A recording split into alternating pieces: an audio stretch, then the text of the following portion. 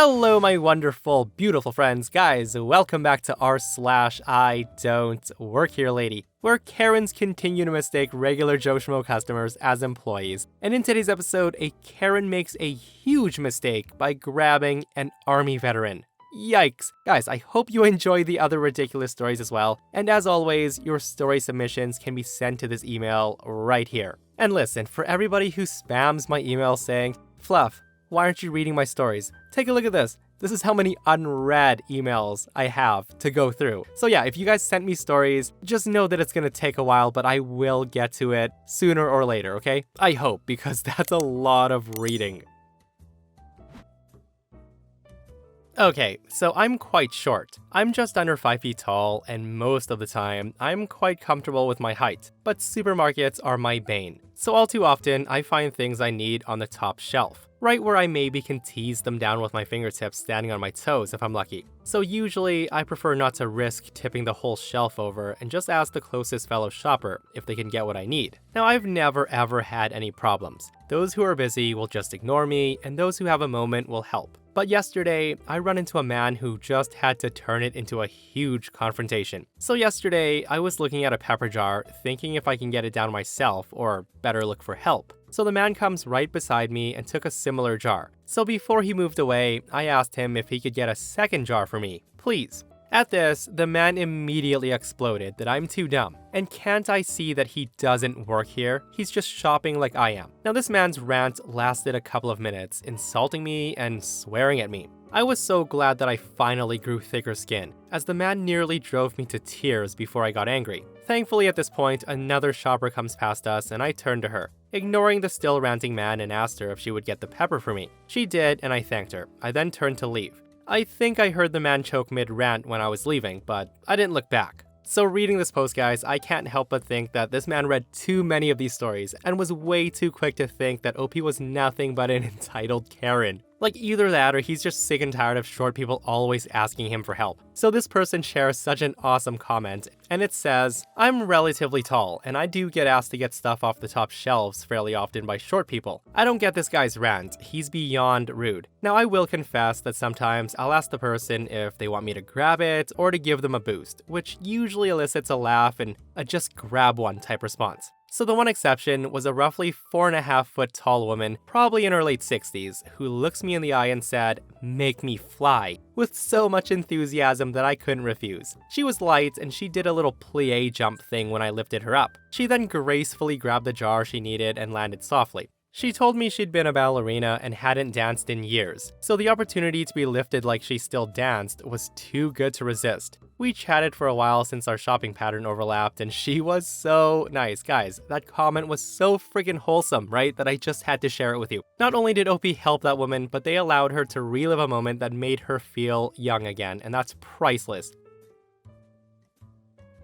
Alright, so this happened a few years ago. Now I'm a disabled army veteran who also has PTSD. I'm also hearing impaired and wear hearing aids. So on this day, I decided to go to Wally World for a few items, and I took my PTSD service dog with me. I didn't have my hearing aids as they had gone in for repairs, so I was pretty deaf. It was hot in the store, so I took off my coat and put it on my rollator. I also have a cane with me, which I use to get items down from high shelves. Now unfortunately on this day, I was wearing my favorite shirt. It was a long-sleeved, royal blue t-shirt with a neon green Maori tiki goddess, sitting in all her naked glory, with her head tilted, bug-eyed, and sticking her tongue out, something a Wally World employee would never wear. My hair was also in a ponytail. I had taken off my disabled army veteran cap because I was hot. So here I am, going down the aisle slowly, obviously because I'm disabled, using my rollator with my dog on my left side. I'm also a high-functioning autistic with a bit of OCD, so I do tend to straighten out shelves as I go along. No big deal, right? Wrong. Now, I'm doing my thing, pretty deaf without my hearing aids, when all of a sudden, my dog turns around and starts to pull. And I'm thinking, huh? Then someone behind me pulls on my ponytail hard and almost knocks me over. I react instinctively. I haul back with a titanium-plated elbow to the person's gut. No thought, just pure instinct. Then I grabbed my cane from the basket of my rollator, spun around, and got into a defensive position. At this point, I had also pushed the 911 alert button around my neck, and yelled that I had been assaulted told them location, etc., and 911 replied that cops were being dispatched. So there she was, getting up from the floor with a bloody nose, a wild Karen. So all of a sudden, the Karen screams, "Help! Someone help! I've been assaulted by an employee." I then roared back at her in my drill sergeant voice and said, "What the F makes you think I work here? I have a rollator and a service dog. I don't work here. You assaulted me, so don't scream for help." So right after I said this, the woman goes, "You do work here. I saw you straightening up the shelves." I yelled back at her, "That doesn't mean I work here. I have OCD, I like to straighten up things." So of course the Karen wasn't listening though, and she kept screaming at me saying, "Quit lying. You work here, and you assaulted me. I'm gonna get you fired, and you will go to jail." So while this is all happening, my service dog is going crazy and barking. I'm very upset. My service dog is trying to calm me down, and store employees and the manager and security come, and shortly after that the police. We then go to the store office and they put us in separate rooms. The police review the tapes and one takes my statement. The security and police finish reviewing the camera footage and ask me if I want to press charges. I definitely say yes. And Karen gets upset by this. She kicks the police and resists arrest. I find out that this is not her first offense of harassing and assaulting customers and employees, so she will serve some jail time. In the end, I get a $250 gift card from the store, my service dog gets several bags of treats, and I get profuse apologies from the store manager. Guys, I always love the stories where entitled Karens just grab someone out of nowhere and they get exactly what's coming. And people need to learn to stop doing that. Like, that woman is so lucky that she only walked away with a bloody nose, because you never ever know when someone's had a really bad day and they're thinking, "That's it, the next person who touches me, I'm gonna flip out and beat them into a pulp. I don't care if I go to jail because, you know, blah blah blah blah." And it always makes me shake my head so hard when they cry to everybody about being hurt after they physically grab and assault someone to begin with. Like, grow up, Karen.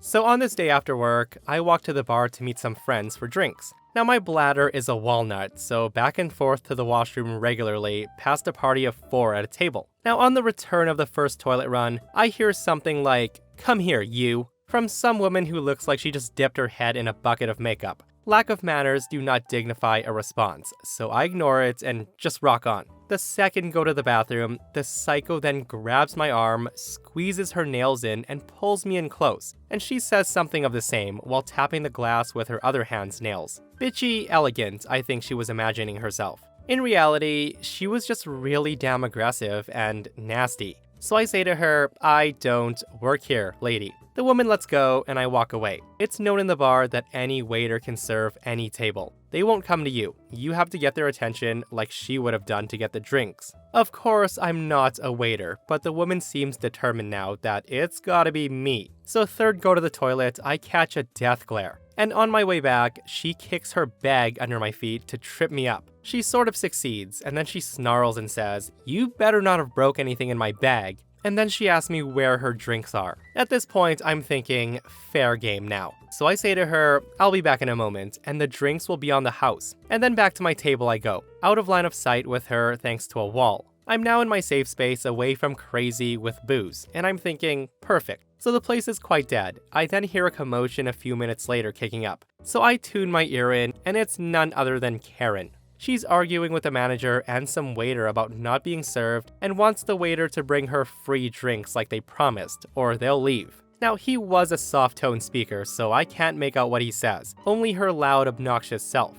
A storm is brewing, and I lie in wait. Or not, I can't hold my pee any longer. So I take a different route, go pee, walk back out of the washroom, and then she notices me. She's got a drink in her hand, like she wanted to crush it to death. Like she was just awarded a trophy that required a death grip. Now, I can tell the woman was on the lookout for me, so I decide, you know what, F it. So I walk past their table with a great big stupid smile. In real life, I'm trolling her. And she explodes. The woman grabs a large ice jug from the table and she hurls it at my back, shrieking in some trashy Amazonian tribal display. Now at that, the manager comes rushing and Karen's screaming like a loon that she'll get what she wants. The manager assesses the situation, and some older woman states something like she just threw the jug at him for no reason and demanded him buy her a free drink. Close enough, and even that makes her seem more Looney Tunes. At this point, the manager tells her to get out and that she's banned from the place, and if she refuses to leave, the police will be called. The Karen's now making threats that her boyfriends, and yes, she said boyfriends, will be down to sort this out.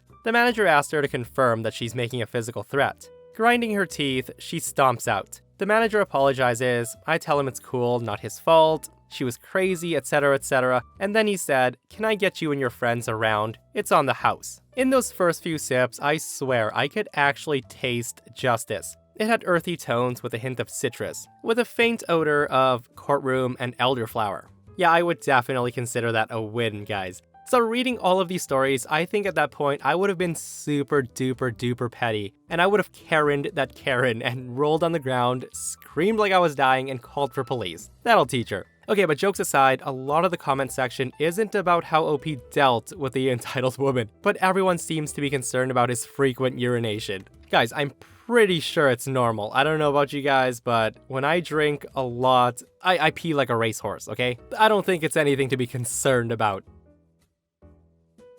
So this happened over the course of a few weeks, about 2 years ago. I was working as a construction/design engineer for hospitals, doing plumbing and air conditioning. I work for a company that's hired by the hospital, not for the hospital itself. My company had been hired to do ER renovation on an old hospital, and the plans for the existing building were really old or damaged or didn't exist anymore. Now, as the low man on the totem pole, I got the fun job of going out to the hospital to document and investigate the existing building. Now, because this was an ER and therefore 24 hours a day, we had to time our investigation for non-busy times, namely 3 a.m. to 7 a.m. in the middle of the week. I was also working my normal office hours. So for all these interactions, I was exhausted and just didn't give a crap. So on to the story. I had parked in the hospital parking garage, on the top floor to be out of the way of patients and visitors. I had finished early because an emergency had come into the ER and I had to get out of the way. I also had some extra time, so I decided to close my eyes for a bit before driving to the office, when I was woken up by a tapping on my window.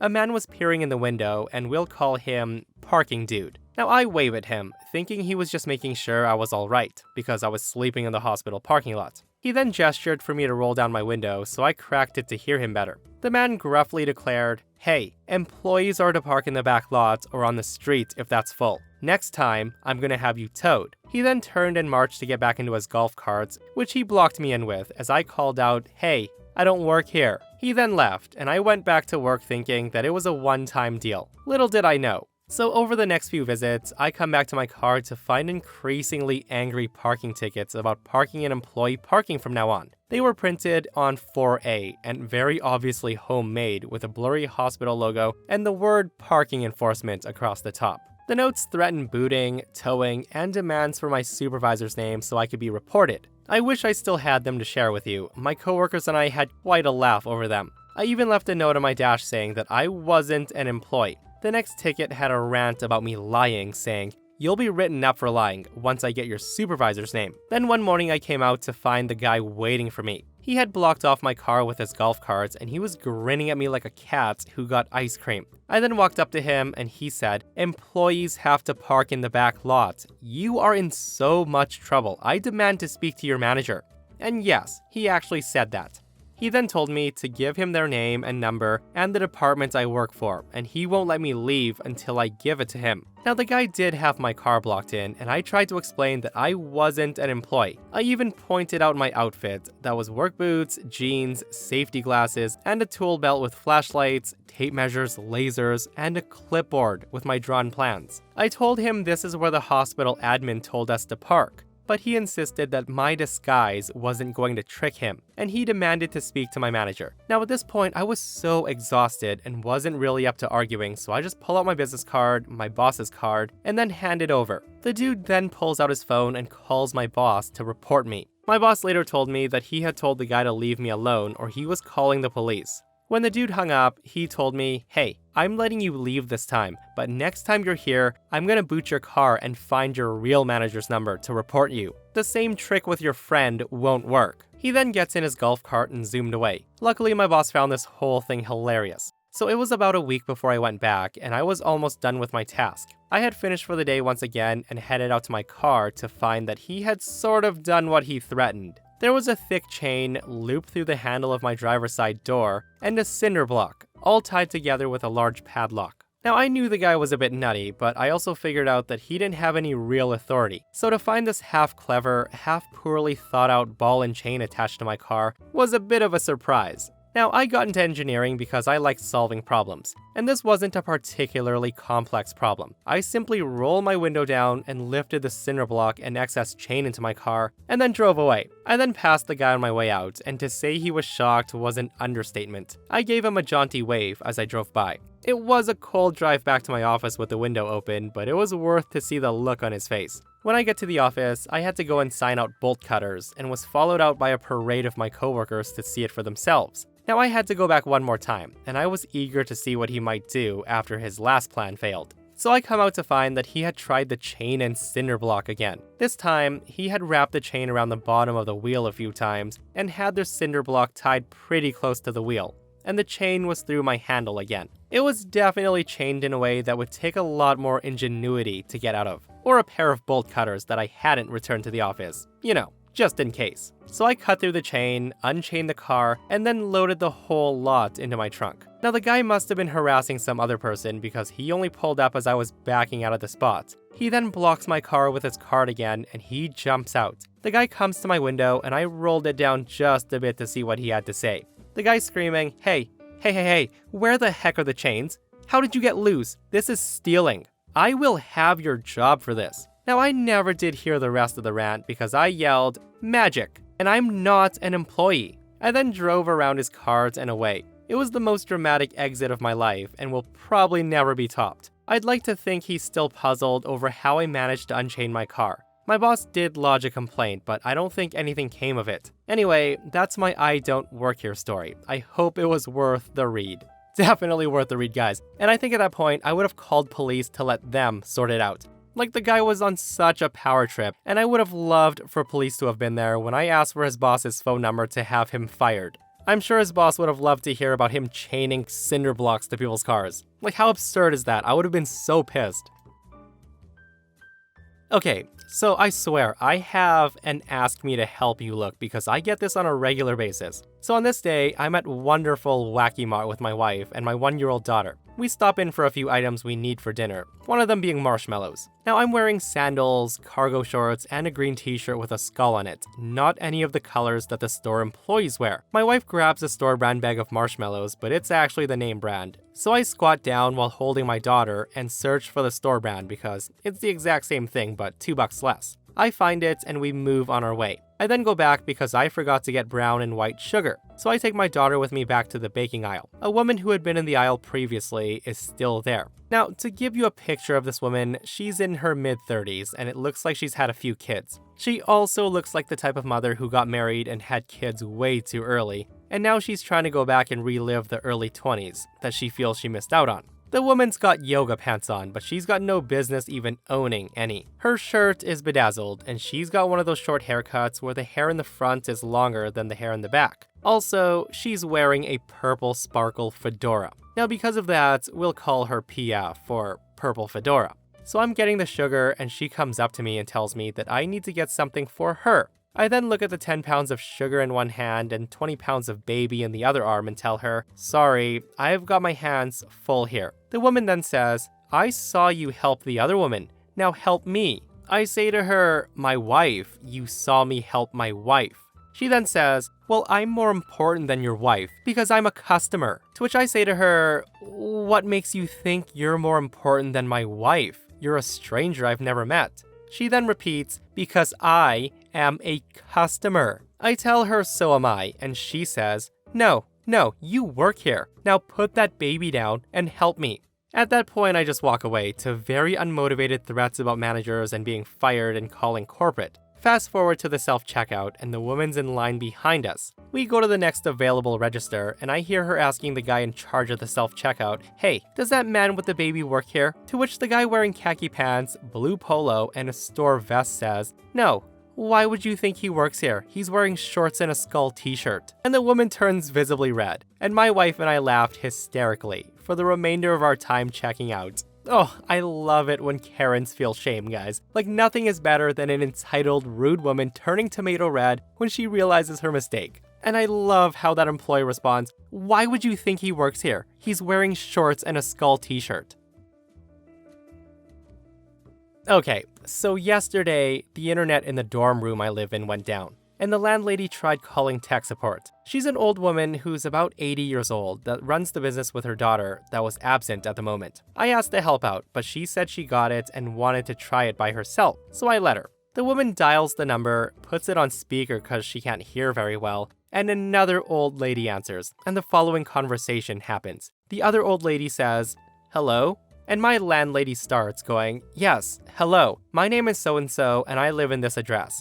First of all, I'd like to apologize for calling so late, but I do have a problem with my online computer internet. I don't know much about it, I just wanted to ask if you have time to help us, please." The old lady says, "What?" The landlady then repeats what she says, this time being extra polite. And the old lady says, "Internet? No, honey, I don't have internet, but maybe I can consider buying some. How much does it cost?" My landlady then says, "Oh my, it has a cost? Well, I don't have much money, my husband's sick, and I don't mean to cause trouble, but can you give us a discount?" Now the old lady on the other side must have been hard of hearing because she said, "It comes with a discount? That's so good, I would like to buy 2 internets, please." To which my landlady says, "What?" Old lady then raises her voice and says, "I said I would like to buy 2 internets." Now at this point, I can hear another young woman who comes in and says, "Mom, who are you talking to?" To which the old lady says, "The lady here is helping me buy internets at a discount." The daughter's confused. She then says, "Mom, give me the phone." She then picks up the phone and says, "I'm sorry, but we don't want any internets." And then she hangs up. My landlady then says, "Excuse me?" She then turns to me and says, "I think I had the wrong phone number." Now at that I tried hard not to laugh because I didn't want to embarrass her, so I just picked up the phone and called the actual tech support, which by the way came a few minutes later and said someone forgot to plug in the router. When I got to my room, I was crying, laughing. Guys, I love this story so much. The interaction of these 2 women were hilarious. Just 2 people not knowing anything about internet, trying to sell and buy internet. I love it. I would like to buy 2 internets, please. Guys, and that, my friends, brings us to another end of r/IDontWorkHereLady. Guys, I hope you enjoyed the stories today. If you did, hit that thumbs up. And if you missed the last episode on the channel, it's a r/pro revenge, where OP gets revenge on this Karen boss who comes in and decides to fire everybody left and right. It's such a wild story, so go check it out if you haven't. And myself and Stevie Boy will see you guys in the next one. We love you.